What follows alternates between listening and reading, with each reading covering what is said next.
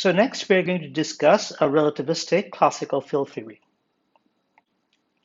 So in discussing classical field theory, we will be using units in which the speed of light is 1. And because we are keeping things classical, h bar will be 0. Later, when we go off to discuss quantum field theory, h bar will be non-zero, but in particular, we will choose h bar to be 1. So the simplest classical field theory that one can have is a real classical field, phi, whose Lagrangian density is given by, well, there is going to be a kinetic term, and because it'll be relativistic, there'll be derivative with respect to both space and time, and there will be a term which is called the mass term, which will have this form. Now, a couple of things to note. In the literature, you will often come across a classical field theory whose Lagrangian has the minus sign here. But in our case, there is no minus sign, and that's because we are choosing units, and that's because we are choosing a metric tensor whose diagonal components are given by plus, minus, minus, minus. With this choice, the time derivative part of the Lagrangian becomes half phi dot squared, which is a positive quantity. And as you know, this is the kinetic energy. This is going to be the kinetic energy of the field. If you had, however, chosen a metric tensor whose diagonal elements were -1, plus, +1, +1, then you'd have to insert a minus here so that the kinetic energy still remained positive. Anyway, that was a side note. The other thing to note is that in units in which c equals to 1 and also h bar equals to 1, the action has units of angular momentum. The action has 0 mass dimension. So that gives us a clue about what the mass dimension of the Lagrangian is going to be. Of course, this will be dependent on the dimension, but in terms of, say, mass dimensions, it'll have, in terms of mass dimension, the dimension of the Lagrangian will be 4. So doing a little bit of dimensional analysis like this, you can show that the dimension of this constant m has the same dimension as a mass. So m has a mass dimension 1. And because of this, this term is called the mass term. When we're talking about a classical field theory, of course, there are no individual particles, and therefore the idea of a mass term or the idea of a mass is more of a convenient label rather than something which has a precise physical interpretation. When we go over to quantum field theory, this mass term may or may not have an interpretation in terms of a real mass of a real particle. We shall come to that. So let's work out what the Euler-Lagrange equation of this field theory is. So recall that in general, the Euler-Lagrange equation is given by the derivative of the Lagrange density with respect to the field, then the space-time derivative, and then the derivative of the Lagrangian with respect to the first derivative of the field, equal to 0.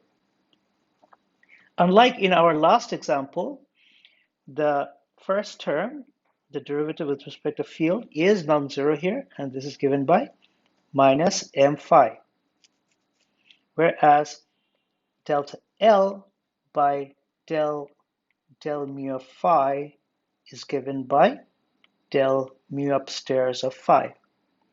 So putting this into the Euler-Lagrange equation, we now can derive the equation of motion, and the equation of motion becomes the double derivative of phi plus m of phi equals to 0. And if you remember, this operator is the D'Alembert operator, and we use the notation box for it. So this is going to be box plus m acting on phi goes to 0, as well as it's common to write this operator as a del squared operator plus, so there's going to be, oh, by the way, there should be an m squared here, and there should be an m squared here. So there should be an m squared, this acting on phi. So all of these are three different versions of the same equation. And this equation is called the real Klein-Gordon equation.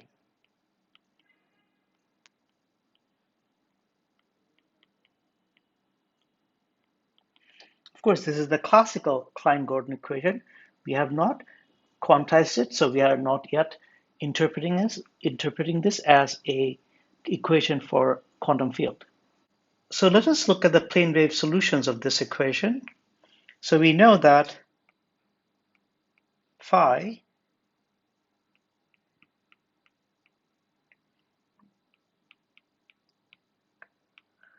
this would be a solution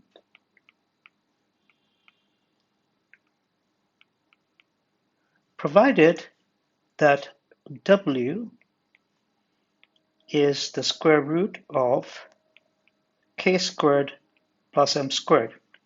Of course, here for a moment we are forgetting that phi needs to be real. That's a constraint that we will impose in a minute. So this looks very much like the relativistic mass energy condition. But because we have a field theory, there are no particles yet. Therefore, we are not interpreting this as the energy of a point particle yet. That'll come after quantization. So because these are plane wave solutions of this equation, a general solution would be given by a linear combination of these solutions. So that's given by a Fourier integral. So phi, which is a function of space and time, is going to be given by there'll be integral over the range of momenta. And we're going to introduce a function, a redundant function of the modulus of momenta f of k for future purposes. And then a of k, so that's going to be a scalar function, the Fourier amplitude. And then first we're going to have the plane waves moving in the positive directions. And then we're going to have the plane waves moving in the negative directions.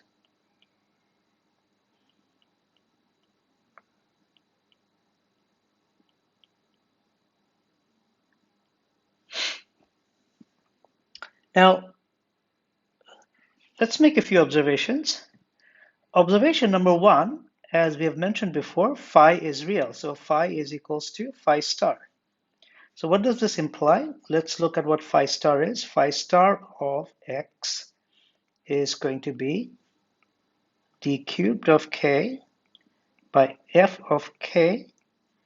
And here we're going to have a of star of k, and then e to the power minus I, because of the complex conjugation, minus omega t.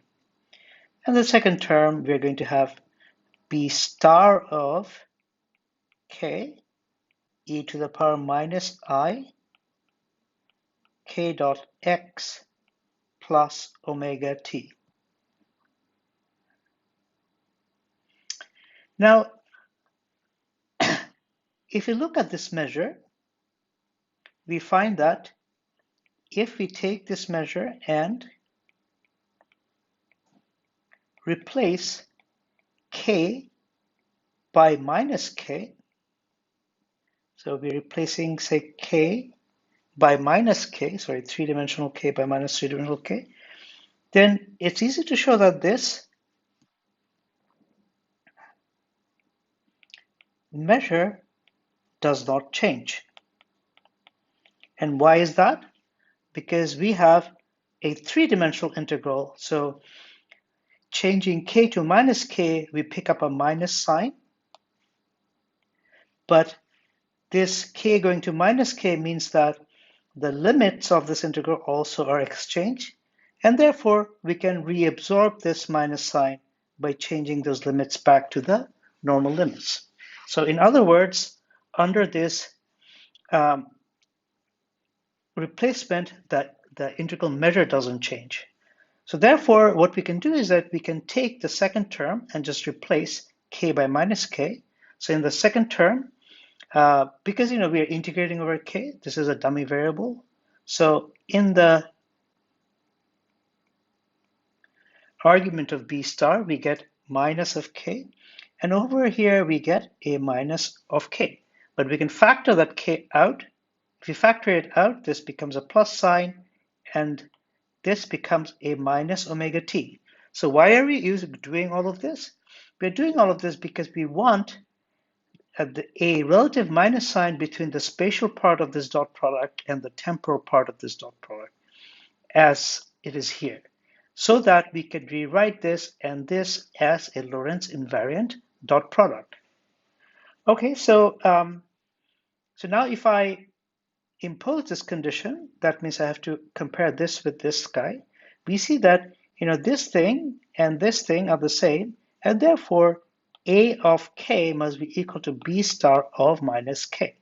So we come to the conclusion that A of k must be equal to B star of minus k.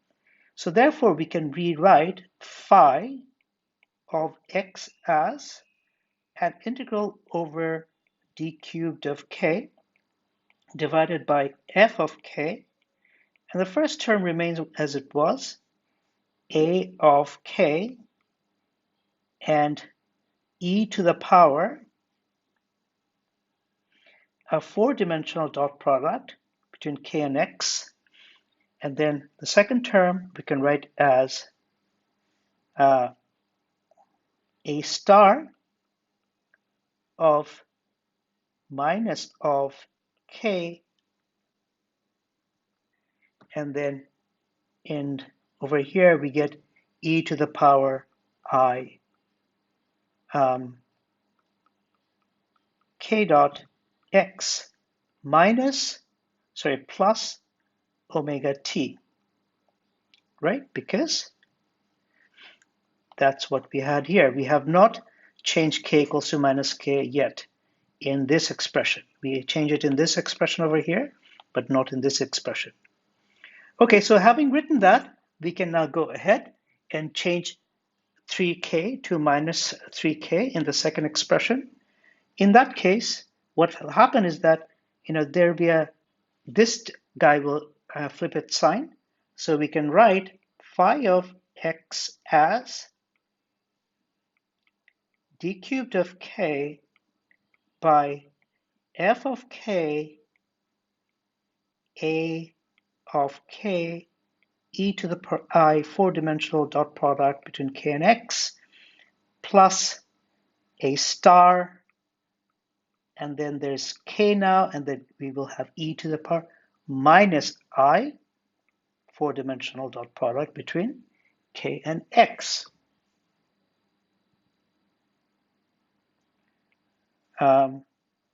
Actually, I think, yeah.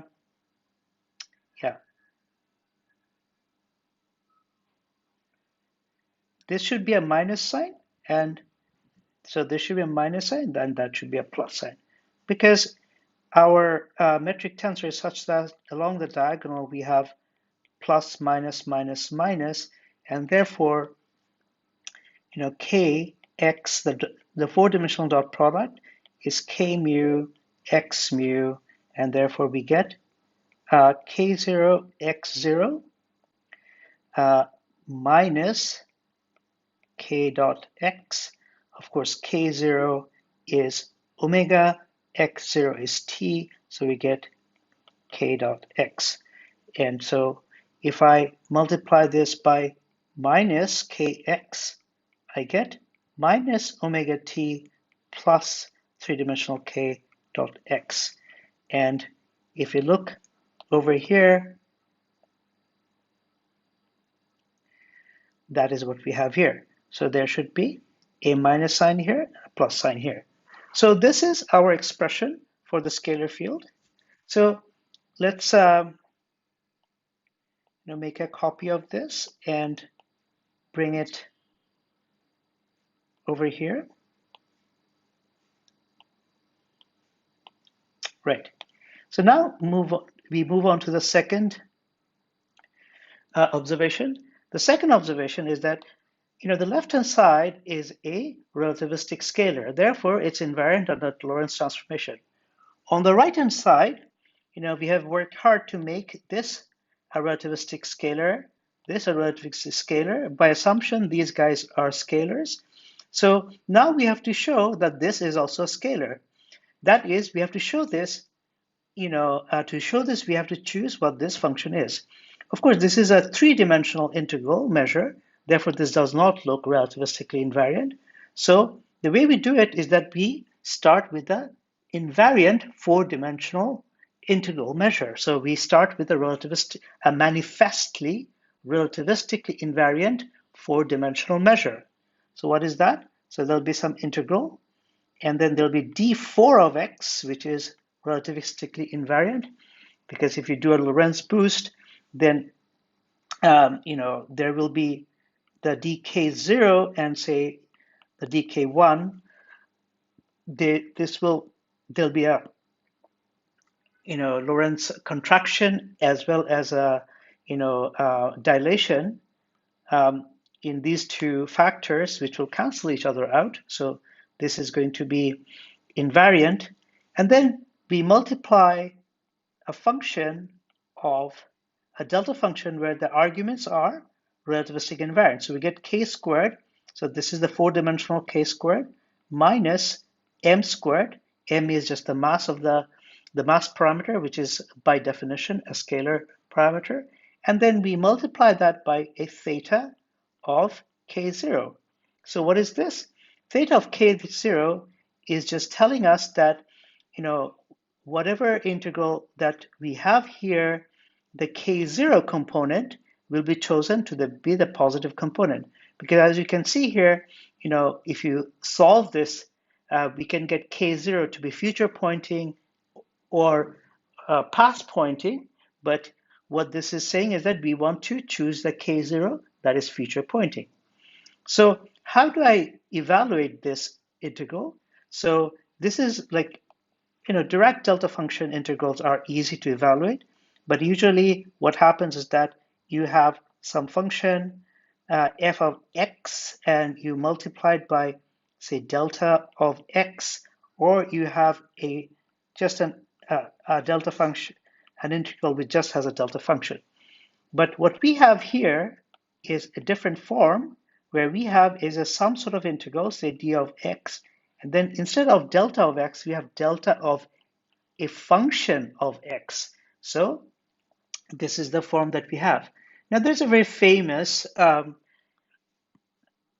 identity for the Dirac delta functions, which is if you take the delta function of a function of x, you can express it as a sum over the delta function evaluated at xi, and I'm coming to what xi is, divided by the derivative of the function with respect to x evaluated x at the points xi.